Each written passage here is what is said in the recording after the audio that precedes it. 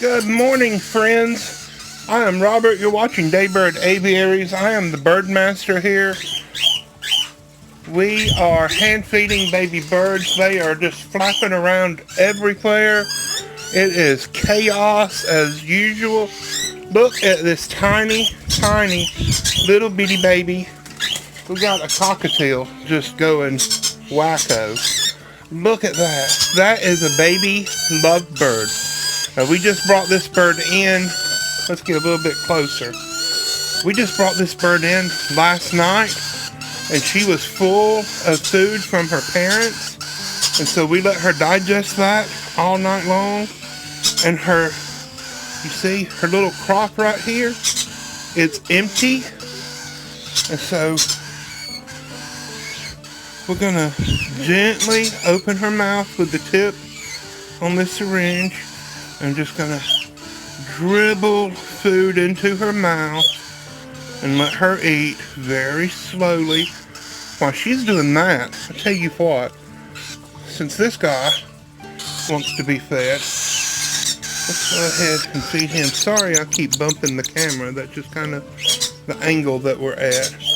Okay, that might satisfy him. Let me put him back here out of the way. Now look. Can you see the difference? Can you see there's food in her crop now? I'm going to try to give her just a little bit more. Catherine, can you get me the next smallest baby lovebird? Here's the next one. See, he's a little bit bigger, but his eyes are still closed. Now, I don't know if they're boys or girls at this point. They're too young to tell, but the little crop is empty. You always want to make sure that all of the parents' food is out of the crop before you start hand feeding. Now there are several reasons why we hand feed baby birds. The number one is it just makes them tamer. A parent fed bird is going to be wild and flighty and not nearly as tame and sweet as a hand fed baby bird. But also, lots of birds just don't make good parents for whatever reason. Even in the wild, very few baby birds survive. And so, lovebirds may have 6 or 7 babies at a time, but only 1 or 2 in the whole clutch might survive. That's why they have so many babies. Now, the parents to these, they had 5 eggs. All 5 eggs hatched, but the youngest baby didn't survive. And so when I realized that it didn't survive, I went ahead and brought all these others inside. And so we have 4 from this pair of lovebirds. So when it starts to dribble out of their mouth, I quit feeding. And you can see his little crop has food in it. And look, his eyes are open. Look at the beak. Look how pretty that is. Just love these things. Now here's the 4th baby from these parents. And again, you can see the little crop is empty. So let's feed them. We have some new green cheek conures in the nursery that you haven't seen yet, and we'll feed them in just a moment. But they're the ones making all the noise. The squealing sound you hear is that other cockatiel. But the green cheeks, they're making all the bad noises. So that's the 4 of those. We have another pair of lovebirds that have had a baby, and they were housed side by side out in the aviary. And so we're just going to keep these together and let them grow up together. Now these are not going to be this color. This is a pallid color, a pallid opaline, which is one of the most beautiful colors. Now these are all peach face lovebirds. There are several species of lovebirds. Peach face is the most common, then the masked lovebird, and then the fishers, and there's a black cheek and an Abyssinian and a Madagascar lovebird. But those last ones, those are all fairly rare and not easily found. So we right now we just have peach-faced lovebirds right now, and that's probably going to be what we focus on with lovebirds. I may get a couple more pairs of masked lovebirds, but they look a lot different. They're what's called eye-ring lovebirds. They have a white ring around their eyes. But Catherine's in love with this yellow baby. And it's in love with me. It's in love with you. Aren't they adorable? Let's get a closer view. Here we go. Since we finished hand feeding, I can take the camera off the tripod. Kind of zoom in a little bit. Look, and they're content now. They are all well fed and ready for a nap. You got just a little bit of formula there on your head. That'll dry and flake off. I'm not too concerned with that. Now look, this baby right here, it has swallowed an air bubble. Again, I'm not concerned with that. She will burp that out. That's not anything that I have to be worried about.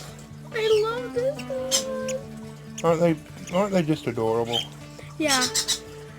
Okay, let's put them back in the brooder so they don't get cold. It's not cold. It's not cold anywhere in Alabama, even inside our deep freeze. But guess which one? Tell us in the comments which one's your favorite. Number 1, number 2, white tail, number 3, number 4, number 5. Everybody's gonna pick number 1 because it actually looks like a bird. No, I promise you, all of these are bullheads, but this one is the cutest. Okay, so now we're gonna feed the 2 green cheeks that are brand new in the nursery. These guys, they're almost 3 weeks old, and they are ready for food. Come on, I said they're ready for food. Maybe they're not. This one's just tilting its body back and forth. They weren't. Back and forth. They haven't had anything to eat since late last night. This is early Friday morning. Hey, I want to make a mention to you. YouTube has made some changes, and any videos that are more than 8 minutes in length are now going to have an ad placed in the middle of the video. And I don't really have anything to do with that. It's just going to be by default. I'm not putting those ads there. I don't like what's called mid-roll ads. I don't have anything against anybody else using them, but I don't like them. Please don't skip over my video just because that ad's there. You can skip the ad if you want, but don't quit watching my videos just because that ad's there. I'm not being greedy. I'm not the one that puts that there. YouTube is doing that on their own, and again, it's by default, and I can't do anything at all about that.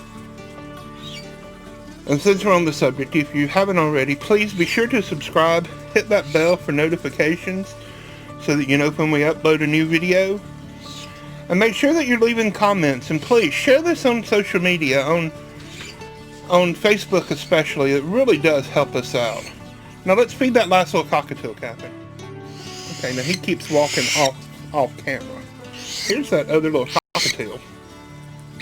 He's got a bald head. Like I said, sometimes grown-up birds just don't make the best parents, and they pulled the feathers out of the back of this baby's head. That's not something, again, it's not something to be too concerned with. Those feathers will grow back with, oh, too much food. Look at that. He's all fed, just as full as can be, just stuffed like a tick, aren't you? Beautiful, beautiful little baby. Look at, oh no. Did y'all hear that? We have chinchillas in my bedroom and they're making noises now. Okay, let's put this back and we'll feed the little parrotlet, okay? Jeremiah, that is not a cockatiel. Look, we have successfully crossbred rabbits with wild squirrels.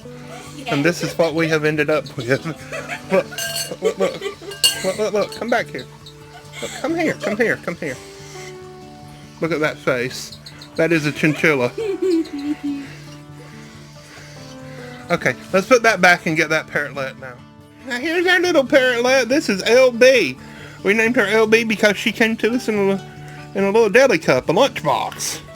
And she was about that big. Oh, come back here. She's eating on her own now. She doesn't really want food. She begs like she does, and she cries for food when she knows I'm feeding the other birds, but she doesn't really want any. Look, she's gonna fly away. Now look, this is that green cheek that has that goofy beak. You see that?